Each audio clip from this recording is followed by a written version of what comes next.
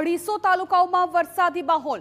ઉત્તર ગુજરાતમાં ભારેથી અતિભારે વરસાદ। પાટણના રાધનપુરમાં સૌથી વધુ 9.25 ઇંચ વરસાદથી જળબંબાકારની સ્થિતિ।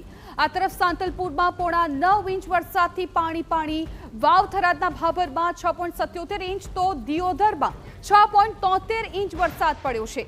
21 તાલુકામાં 3 ઇંચથી વધારે વરસાદ પડ્યો છે, જ્યારે 106 તાલુકા એવા છે કે જ્યાં 1 ઇંચથી વધારે વરસાદ જોવા મળ્યો છે।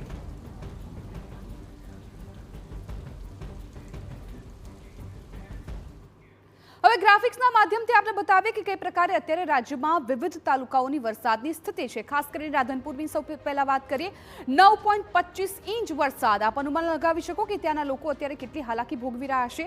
ત્યારબાદ સાંતલપુરની વાત કરીએ, ત્યાં રાધનપુર કરતાં થોડો ઓછો છે, 8.94 ઇંચ વરસાદ છે એ સાંતલપુરમાં જોવા મળ્યો છે। આ તરફ ભાભરની વાત કરવામાં આવે તો ભાભરમાં 6.77 ઇંચ વરસાદ જોવા મળી રહ્યો છે।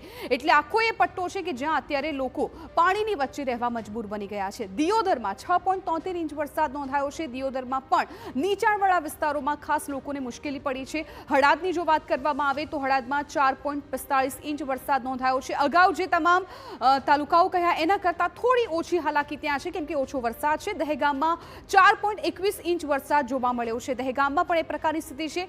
ઓગળની જો વાત કરી લઈએ તો ઓગળમાં પણ 4.21 ઇંચ વરસાદ છે જોવા મળ્યો છે। ઓલ ઓવર જોવા જઈએ તો આ તમામ તાલુકામાં આ જ પ્રકારની વરસાદની સ્થિતિ અત્યારે જોવા મળી છે।